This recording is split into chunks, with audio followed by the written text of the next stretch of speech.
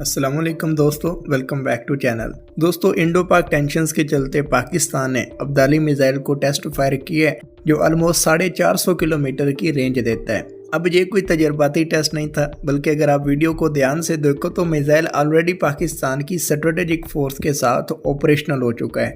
इस टेस्ट की टाइमिंग बहुत अहमियत की अमल है। ये दुश्मन के लिए क्लियर इंडिकेशन है कि पाकिस्तान के पास ऐसी वेपनरी मौजूद है जिसको अभी हमने पब्लिक नहीं किया, लेकिन अगर दुश्मन की तरफ से पुश आता है तो पाकिस्तान वेल कैपेबल है कि इसको डील कर पाए।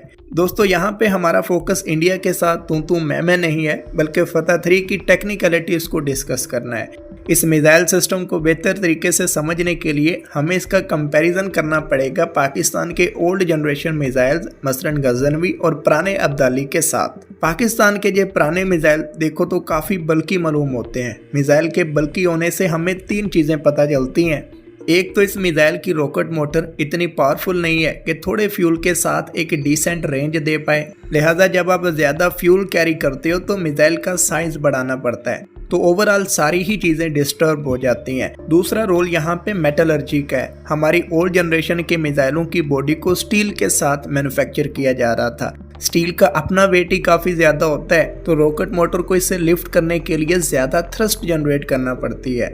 तीसरी चीज़ यहाँ पे मिसाइल के अपने डिज़ाइन से रिलेटेड है। अब गजनवी और अब्दाली मिसाइल को देखो तो काफ़ी क्रूड डिज़ाइन मालूम होते हैं। बेसलाइन फिन्स के साथ मिसाइल की अपर बॉडी में भी आपको फिन्स देखने को मिलेंगे। एरोडायनामिकली भी डिज़ाइन कोई ज़्यादा एफिशिएंट नहीं थे। इतनी सारी फिन्स का मतलब है कि पाकिस्तान के फ्लाइट कंट्रोल सिस्टम इतने एफिशिएंट नहीं है कि बिना किसी एक्सटर्नल कंट्रोल सरफेस यानी फिन के मिसाइल की फ्लाइट को कंट्रोल कर पाएँ।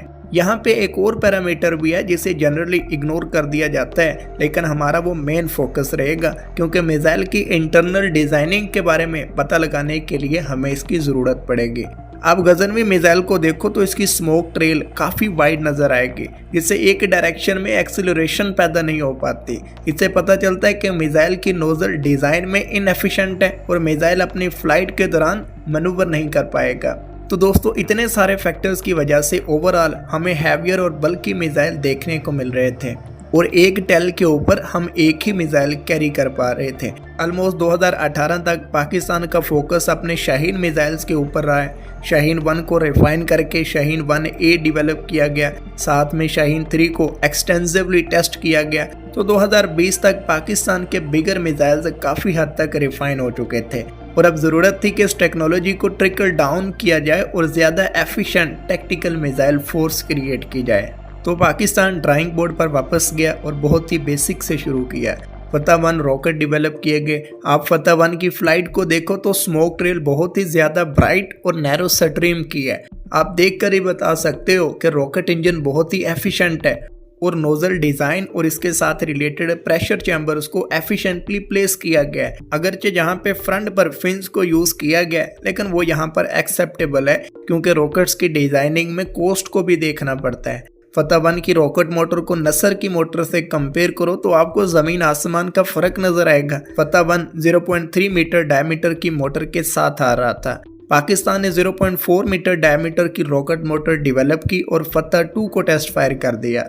फतह 2 ना सिर्फ 400 किलोमीटर की रेंज के साथ आ रहा है, बल्कि इसकी फ्लाइट प्रोफाइल भी ऑप्टिमाइज की गई है ताकि इंडियन डिफेंस सिस्टम्स को पेनिट्रेट किया जा सके। फतह सीरीज़ में ना सिर्फ इंजन को इम्प्रूव किया गया बल्कि मिसाइल बॉडी को स्टील की बजाय एल्यूमिनियम के साथ मैन्युफैक्चर किया जा रहा है। लेकिन जिन एरियाज़ में हीट ज़्यादा जनरेट होती है, मसलन नोजल एरिया और री एंट्री व्हीकल एरिया, वहाँ पे पॉसिबली स्टील ही यूज़ हो रही है क्योंकि हाई टेम्परेचर पर एल्यूमिनियम के मेल्ट डाउन का ख़तरा होता है। आगे चल के हमें carbon fibre based composite materials के साथ भी मिसाइल देखने को मिल सकते हैं, जैसा कि पाकिस्तान फतह 4 का ऐलान कर चुका है जो 750 किलोमीटर की रेंज प्रोवाइड करेगा। वहाँ पे हमें और भी ज़्यादा रिफाइनमेंट्स देखने को मिलेंगे। तो दोस्तों, पाकिस्तान ने रॉकेट इंजन इम्प्रूव किए हैं। मेटलर्जी के हवाले से देखें तो एल्यूमिनियम एलॉय इंट्रोड्यूस करवाए हैं, फ्लाइट कंट्रोल सिस्टम अपग्रेड किए हैं और बेसलाइन पर नोजल डिज़ाइन को इम्प्रूव किया है। तो ओवरऑल स्लीकी मिसाइल हासिल करने में पाकिस्तान कामयाब रहा है, जिससे अब पाकिस्तान आर्मी एक टेल के ऊपर 2 मिसाइल कैरी कर पाएगी। तो दोस्तों, उम्मीद है चीज़ें अंडरस्टैंडेबल थी। चैनल को कर लो सब्सक्राइब और मिलते हैं नेक्स्ट वीडियो में। अल्लाह हाफिज़।